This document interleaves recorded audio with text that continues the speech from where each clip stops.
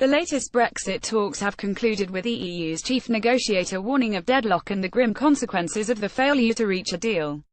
Michel Barnier said the deadlock on the UK's financial settlement was disturbing. He further warned that no deal will be a very bad deal. Here are the key points from the latest round of talks. 1. Barnier won't give the green light for talks on the future EU-UK trade relationship. There have now been 5 rounds of talks. Image at the European Council will meet next week, but any hope that talks could get underway about the future trading relationship between the UK and the EU appear to have been dashed. Mr. Barnier said there had not been great steps forward as the 5th round of negotiations concluded. He said, on this basis I am not able in the current circumstances to propose next week to the European Council that we should start discussions on the future relationship. Brexit Secretary David Davis wants EU leaders to change Mr. Barnier's negotiating mandate, arguing that we must talk about the future.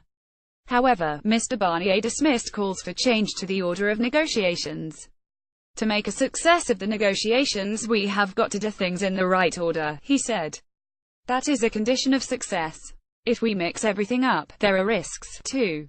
There is no agreement about the rights of EU citizens after Brexit. Mr. Barnier will not recommend a move to talks on the future trading relationship. Image at Mr. Barnier said there was still disagreement on this key issue which needs to be tackled before trade talks can begin. Mr. Davis said they had explored creative solutions and are confident that we'll reach an agreement soon. He said EU citizens in possession of a permanent residence card will be able to exchange it for settled status without having to go through the full application process once more. 3. The financial settlement Britain will be expected to pay is a key sticking point. Theresa May's Florence speech was seen as an attempt to break deadlock. Image Getty Images Europe. Theresa May has said that the UK will honour its financial commitments, but this was not good enough for Mr. Barnier. He said the UK was not ready to spell out these commitments and therefore there have been no negotiations on this subject. The negotiator added, on this question we have reached a state of deadlock which is very disturbing for thousands of project promoters in Europe, and it's disturbing also for taxpayers. 4. There is no question of the EU making concessions. David Davis was upbeat about progress but could not pretend there had been a breakthrough. Image app Mr. Barnier made it clear there will be no concessions on the rights of citizens, the status of Northern Ireland's border with the Republic and Britain's financial contribution. He said, we are not asking the British to make concessions. The agreement we are working on will not be built on concessions. There is no question of making concessions on citizens' rights. There is no question of making concessions on the peace process in Northern Ireland.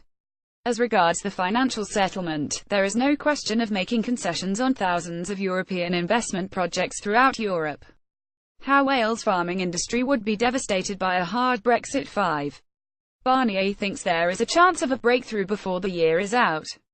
Can the two men clear the present hurdles before the new year? Image app. He said, we have shared objectives and we have shared obligations. We also have shared duties, and we shall succeed only with shared solutions. That is our responsibility. I've been saying since Theresa May's Florence speech that there is a new momentum, and I remain convinced today that with political will, decisive progress is within our grasp in the next 2 months. 6. David Davis insisted the government had to plan for what happens if there is no deal.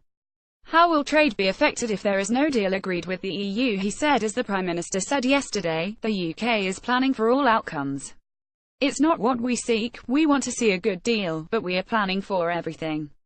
It's the duty of a responsible government to plan for all scenarios, however improbable, and that's what we are doing. When money needs to be spent, it will be spent when it needs to be spent.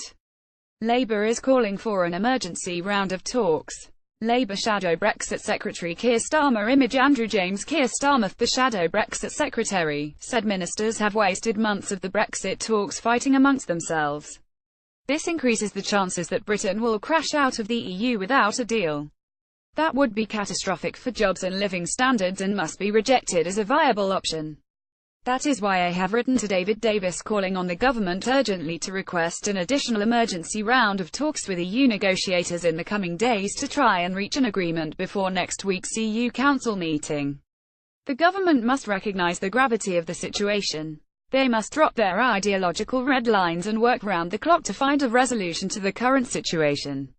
However, a spokesman for the anti-EU group Leave EU said this so-called negotiation is more of a fudge than David Cameron's. The whole thing is a complete waste of time, money and effort, and we should do everyone a favor and leave now.